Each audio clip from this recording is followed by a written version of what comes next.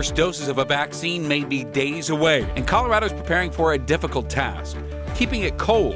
We look forward to coming back to normal. Plus, the state changes capacity rules for churches, museums, and zoos. Summer protests forced Denver police to react quickly. Just because we haven't seen anything like this in decades doesn't mean that we won't see something like this in the future. How city watchdogs believe police should have reacted differently.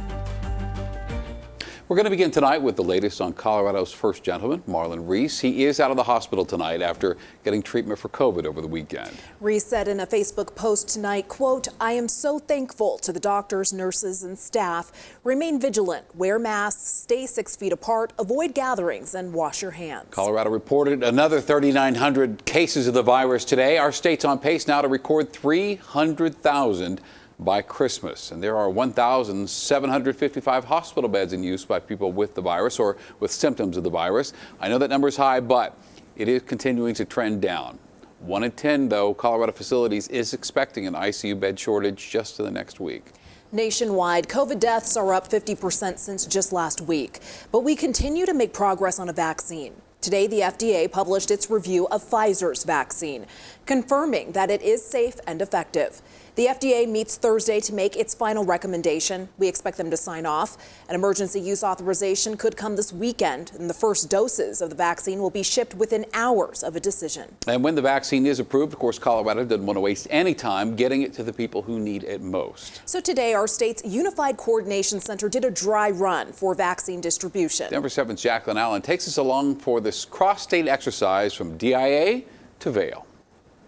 Today, we're right here at DIA. When the vaccines arrive at Denver International Airport, Colorado is planning to be ready. This is the dry ice run to make sure we are. That's the whole reason we're doing this exercise today. Really to find out if we have any friction points, any areas that we need to improve on. General Scott Sherman, head of the State Vaccine Distribution Task Force, says in today's simulation, the biggest concern is keeping the Pfizer vaccine at minus 75 degrees Celsius. Stored in a thermal shipping container, the vaccine starts at the airport. It's taken by a courier service or National Guard transport to distribution hubs across the state. Today, going all the way to Vail Health. The state approached us about our ability to store these vaccines.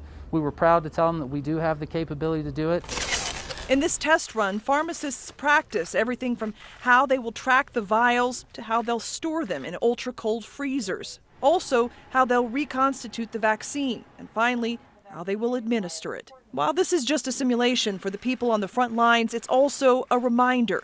You can distribute hope. Very anxious to get the vaccine distributed and start to get it administered to the citizens of Colorado. Jacqueline Allen, Denver7. Overnight, people in the UK received the first doses of Pfizer's vaccine. The first woman was 90-year-old Maggie, who said the vaccine would allow her to spend the holidays with her family. Hopefully, it'll help other people come along and do as I did. The vaccine is being rolled out at 70 hospitals across the UK. The country has enough doses to vaccinate 400,000 people in the first phase. Eventually, they hope to vaccinate 50 million people. Well, the state of Colorado will now allow weddings and funerals to exceed capacity limits. Late last night, CDPHE announced it would classify worship and ceremonies like weddings and funerals as essential. Now, according to an official release from the state, they must do the best, though, to follow public health recommendations, but may exceed recommended capacity caps if they can't conduct the essential activities within those restrictions. And we're going to take a 360 look at the new rule on Denver7 News at 6. Now, a second part of the order affects places like museums, aquariums, zoos, and they can open for educational purposes only, but only up to 25% capacity or 25 people.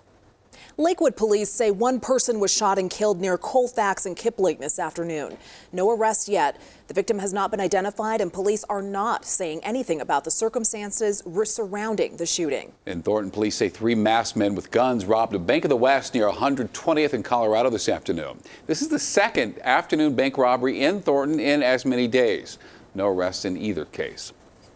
The George Floyd protests this summer caught everybody off guard, apparently including Denver police. They told us that today on the heels of a report which suggests several ways the department could do a better job of crowd control in the future.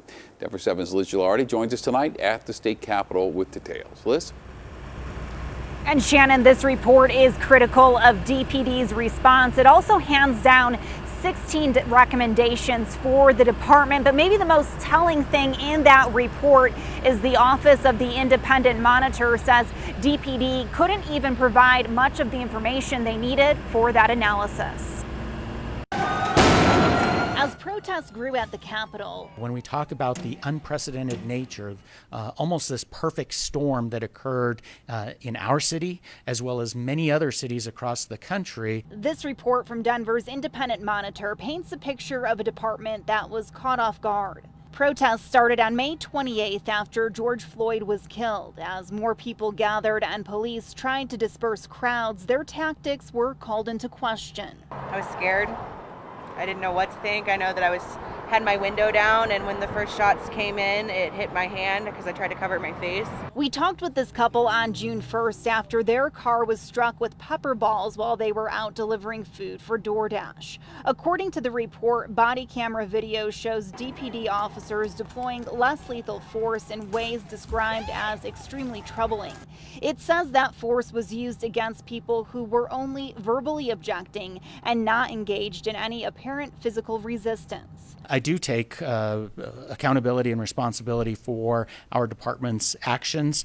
We will use this report in order to improve. Denver police used so many less lethal munitions, they placed a $200,000 order for more supplies, even using a state patrol plane to fly to Wyoming to pick them up. The report also highlighted a serious gap in body camera footage. For example, on June 1st, between 150 and 200 DPD officers were assigned to the protest, but DPD could only produce body camera video for 38 officers. This despite 124 arrests that day. The challenge was being able to mount those body cams to the protective gear that our officers needed. Denver police couldn't even provide rosters of the officers who worked the first 4 days. Some officers involved in misconduct complaints could not be identified. But Denver police wasn't the only agency to respond. The report called for a better working relationship with nearby law enforcement so they are all on the same page when responding to a large protest. This caught us off guard, just like it caught many cities across the country off guard. And the report also talks about lasting trauma for police and the community, including damage to public trust. Chief PFIZER today says that he wants to be held accountable and wants to be transparent. That's why they're going to create a dashboard with these 16 recommendations so the public can track, follow, and monitor the progress. Reporting live was Gilardi, Denver7. Liz, thank you. Colorado's election results are official. Secretary of State Jenna Griswold certified the results this morning. The end of a process which includes a risk-limiting audit at the state level and a review at the county level. We'll continue to look at ways to improve our elections, our security, to fight against corruption and the corroding effects of dark money in politics. And we'll continue to lead the nation in all those efforts. Today is the deadline for every state to certify its election results. All 50 are on track to meet the deadline and certify Joe Biden's victory, despite fruitless lawsuits and claims of election fraud by President Trump and his attorneys. Denver-based Dominion Voting Systems, which manufactures election equipment, has been a frequent target of the president's legal team. Now, the company declined our interview request last week. And today, a Dominion employee called for an end to the attacks. Eric Coomer, he is Dominion's Director of Product Security and Strategy, writes, "I did not rig or influence the election, nor have I participated in any calls or demonstrations. These fabrications," he says, "and attacks against me have upended my life, forced me to flee my home and caused my family and loved ones to fear for my safety. It isn't right," he ends. "It must stop." Switching gears, today is Colorado Gives Day, and according to the website, so far you have donated just over $37 million to almost 3,000 different organizations. The goal is $40 million, and you have until midnight tonight to donate. Donations given to Colorado nonprofits today through the coloradogivesday.org website make those nonprofits eligible for additional money from an incentive fund created by the Community First Foundation and sponsoring partner First Bank. Wow, temperature's beautiful today. Better enjoy it for one more day because changes are coming. Plus, the military delivers major change after a 20-year-old soldier is murdered. And a woman who won her battle with cancer now spends her time looking for ways to give back. My passion is dogs and kids.